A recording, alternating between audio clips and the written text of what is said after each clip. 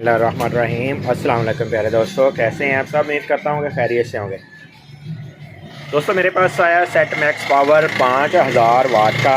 इसमें फ़ॉल्ट आ रहा है 09 का। तो मैं आपसे ये शेयर करना चाहता था कि 09 का फ़ॉल्ट किस किस वजह से आ सकता है। हर सेट में एक जैसा फ़ॉल्ट नहीं होता और हर सेट में एक ही जैसा फ़ॉल्ट जो 9 आता है ये एक ही मॉसफेट का नहीं होता। किसी का कंट्रोलर का 9 फॉल्ट आता है, किसका आईजीबीटी का 9 फॉल्ट आता है, किसकी चार्जिंग के हिस्से का 9 फॉल्ट आता है और दोस्तों किसी का बैटरी सेक्शन के हिस्से का 9 फॉल्ट आता है। हर सोलर इन्वर्टर बनाने वाली कंपनी ने फ़ॉल्ट अपने अपने मेंशन किए हुए हैं। हर कंपनी का अलग अलग फ़ॉल्ट होता है। चलिए मैं आपको इसको ऑन करके दिखा देता हूँ और इसकी एलसीडी पे आपको फ़ॉल्ट चेक करवा देता हूँ। ये किस चीज़ का फ़ॉल्ट आ रहा है ये आप खुद देख लेना। ये देखें दोस्तों, ये फ़ॉल्ट 9 बता रहा है, ठीक है। ये फ़ॉल्ट 9 का आखिर इशू क्या हो सकता है, 9 फ़ॉल्ट क्यों बता रहा है ये मैं आपसे आज शेयर करूँगा कि 9 फ़ॉल्ट है। दोस्तों इसको कहना तो 52 चाहिए था, क्योंकि इसके जो मैं आपसे शेयर करने जा रहा हूँ ये देखें। मैं इसको पहले ओपन कर लूँ, इसकी एलसीडी वगैरह उतार दूँ ताकि आसानी से आपके साथ शेयर कर सकूँ। ये देखें, ये दोस्तों लगे हुए हैं 4115। मैं आपको जूम के साथ दिखा देता हूँ 4115 को। ये इनकी टांगे देखें, ये जल गई हैं मुकम्मल, ठीक है। और ये देखें ये 4115 लगे हुए हैं और हो सकता है ये 9 फॉल्ट इसकी वजह से दे रहा, क्योंकि इसके जो आईजीबीटी है ना वो जले हैं। ये आउटपुट वाले नहीं जले, ये जो आउटपुट करंट बनाते हैं ना ये वाले जिस पे ऑटो कपलर लगे होते हैं, ये डिस्टर्ब नहीं हुए, ये ओके हैं। इसका स्विचिंग वाला जल गया और साथ में ये जो 4 लगे हुए हैं ना ये जल गए। हो सकता है इसकी वजह से ये फ़ॉल्ट आ रहा हो, क्योंकि ये इन कैपेसिटरों पे करंट नहीं बनेगा।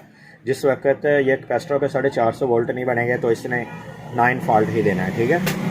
कुछ सेट F09 देते हैं, कुछ खाली 09 देते हैं, ठीक है। और कुछ सेट जो होते हैं वो 9 फॉल्ट देते हैं, लेकिन फ़ॉल्ट मैंने आपसे शेयर किया कि अलग-अलग होते हैं। मैं आपको इनकी रीडिंग चेक करवाता हूँ। ये देखें दोस्तों, आपने कंटिन्यूटी पे ऊपर मीटर रख लेना। मीटर रखने के बाद ये चार्जिंग वाले मॉसफेट आपको चेक करवा देता हूँ और मैं एक और चीज़ आपको दिखा देता हूँ कि ये जेन्युइन सेट है अभी तक, ठीक है। ये 00 की रीडिंग दे रहा है, ठीक है। ये 00 की रीडिंग दे रहा है, ये भी 00 की और ये भी 00 की, ये भी 00 की रीडिंग दे रहा है, ठीक है। ये आप देखते जाएं। ये 50 की 49 की रीडिंग दे रहा है, ठीक है। ये भी 49 की रीडिंग दे रहा है और ये भी 49 की और ये भी 49 की, ठीक है। अब जो ये 4 अदद हैं ये तो हैं ठीक, ये ओके हैं। और ये जो है ना ये जले हुए हैं, ठीक है। ये वाले जले हुए हैं 5 अदद, ये पाँचों के पाँचों ओपन कर देंगे। और इसके अलावा जो ये वाले हैं 16 अदद, ये मुकम्मल जो है ना ये सभी के सभी ओपन करेंगे। ओपन करने के बाद फिर इसकी ड्राइव चेक करेंगे और ड्राइव चेक करने के बाद इसको नए इंस्टॉलेशन करेंगे इसके ऊपर, ठीक है। अब मैं इसको करने लगा ओपन।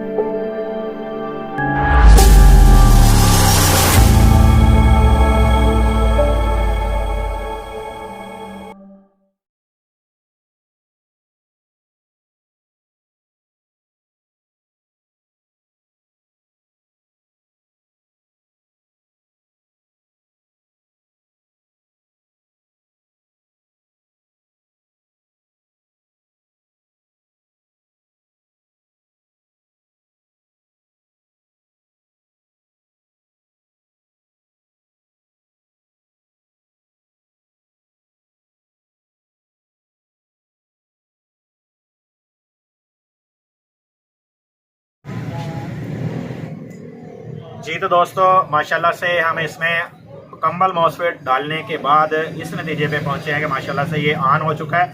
ये मैक्स पावर का 5000 वाट का सोलर इन्वर्टर है और ये देखें 230 वोल्ट इसने दे दी है आउटपुट। और मैं कहूँगा अपने दोस्तों के आप सिर्फ ना मेहनत किया करें, इंशाल्लाह मेहनत का आपको फल ज़रूर मिलेगा। और इतना सारा काम मेरे पास माशाल्लाह पड़ा हुआ था, ओवन आए हुए हैं UPS 3 किलोवाट के 5 किलोवाट के, फिर भी मैंने आपके लिए टाइम निकाला और टाइम निकालने के बाद मैंने आपको ये समझाया तरीक़ाकार कि हर सोलर इन्वर्टर एक ही फॉल्ट एक ही चीज़ की वजह से नहीं देता। अगर उसमें कोई भी इशू आ जाता है उससे मिलता जुलता फॉल्ट यही होता है कि IGBT किसी चीज़ पे करंट ना बन रहा हो, कैपेसिटरों पे फिर भी 9 फॉल्ट देता है। अगर कंट्रोलर ना काम कर रहा हो फिर भी 9 फॉल्ट देता है। फॉल्ट दोस्तों आप रिसर्च करें और रिसर्च करने के बाद फिर उस हिस्से पे काम करें, जो हिस्से में फॉल्ट है आप उसी को टारगेट करें। ठीक है, नेक्स्ट वीडियो आपसे जांचा तो आपके दोस्त मोहम्मद अकरम। अल्लाह हाफिज़।